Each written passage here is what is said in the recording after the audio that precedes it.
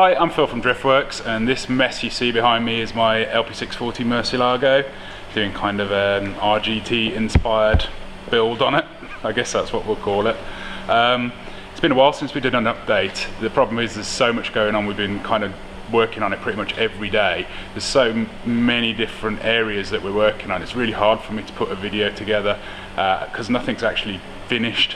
But you know, you wanted an update, so I figured I'd just quickly walk you through what we've done to the suspension so far. The reality of what I've got myself in for is clear to be seen, because my car was pretty low before. This now is an additional 60 mil. The tyre is so high up. That is not an optimal angle for a suspension arm. We are going to lengthen these arms. We're going to create an adapter to space this down. Same goes for the steering arm. So you've been busy looking at this jig? Yeah, we're basically going to copy the original arm. That's the original arm position. Yeah.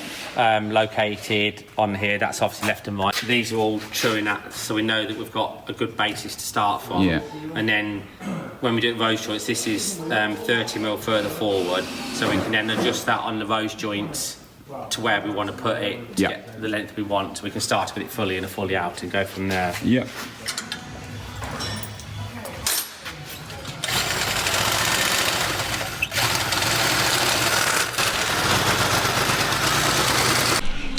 So this is the biggest structural piece of the lower arms that Craig's already welded together, and basically now it's going to assemble this into the jig that you've made, your beautiful jig. Yeah. So that's the main support. And you'll notice that we haven't got turnbuckles in these because, you know, they have tendency to come loose, cause issues. And we decided it was just worth the hassle of having to drop the arm to change this, to change alignment. We'd only have to really do it once, so it'll only be a faff once is the idea.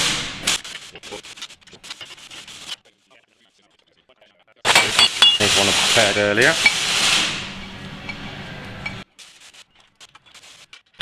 So what I need to do now is I've set all these in certain positions, so we've got adjustments. I need to set that and then do the final scallop to get that one in the right place. Yeah, and then put this one back in here. Cool. That's next. Lovely.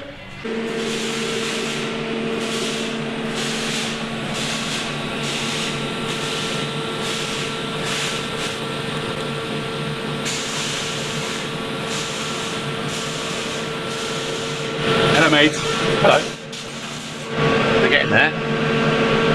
Looking nice.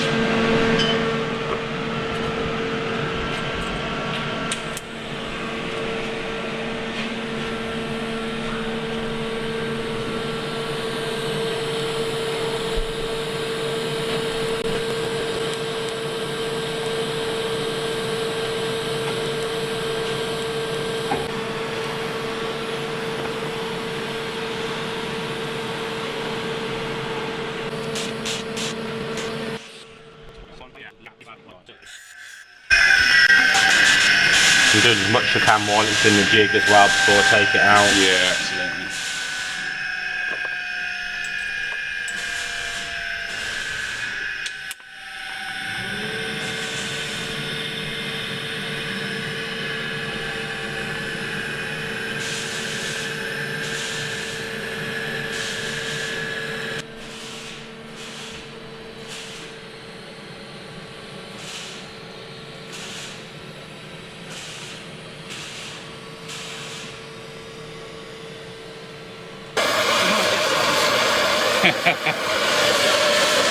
Just getting these inserts out. I've already broken it off. It's good. Left hand thread, obviously. Probably better put the camera down now to be fit.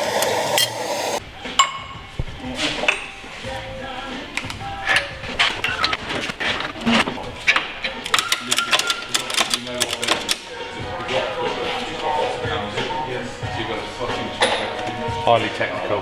Yeah, ratchet straps.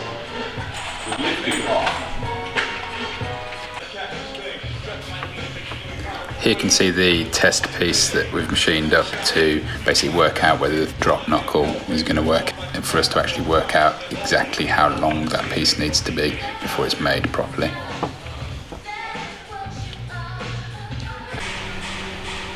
So as you can see, the change of plan, here's where the original ball joint was, and we've managed to invert it with this. This is only a mock-up made at the moment, but this is screwed into the top, threaded where the original steel insert was. It comes out the bottom, got this spacer that Craig's made, spacer on the bottom using a rod end. This means that we no longer have to move the inner chassis mounts for that upper suspension arm upwards, which was the original plan we talked about in the last episode. The only issue that it does bring is that normally the ABS ring sits inside here, and with this in the way, that's not going to happen. So this is where the ABS sensor normally mounts, and there's a big ring normally there. That's the bit that I'm on about. That's kind of sandwiched through the wheel bearing.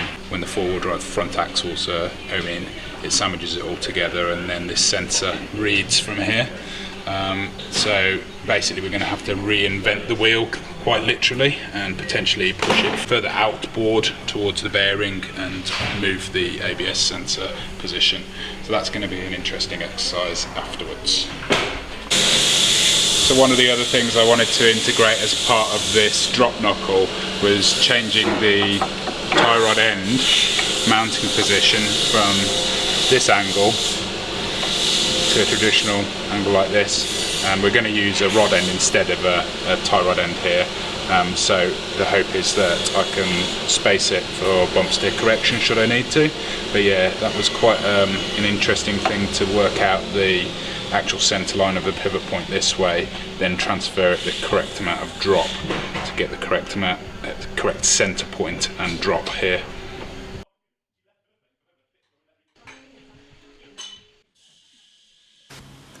Here we've set the knuckles and arms back to the correct simulated ride height. This is so that we can get the upper and lower arms at the exact same angle. The gauge here is zeroed, so it's not actually completely horizontal. It's zeroed on the upper arm, and then we need to match the lower arm. We've then basically moved the lower arm up to the point where it says 0 on that gauge, and then measured the amount that we need to take off that drop knuckle piece.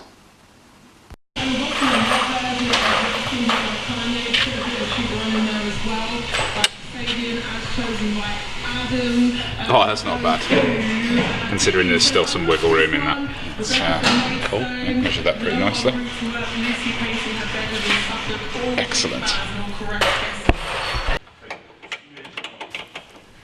What we're doing now is actually aligning the car with, again, it's at simulated ride height, just pulled up on that ratchet strap. But we're trying to get the caster correct, the camber correct, but also the wheel position in the arch is extremely important. So we're not hitting the bulkhead at the back of the front wheel, and we're not hitting the bumper at the front. It's really difficult and takes quite a lot of time to do because there's just no room for error here at all. Just for now, I'm going for -2 degrees camber and the standard caster, which I think was 7 degrees.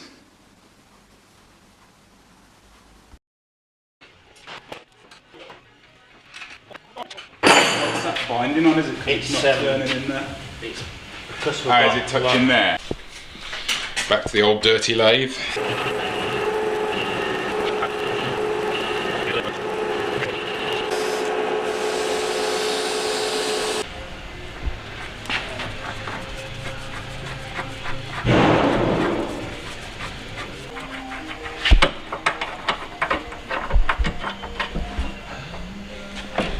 Looks a bit weird for mock-up with this small bolt, which is just for mock-up, but this is tapered, this nut here, so basically the taper on the nut pulls into the road joint, so we know it's centred correctly. Okay. That should. That's better.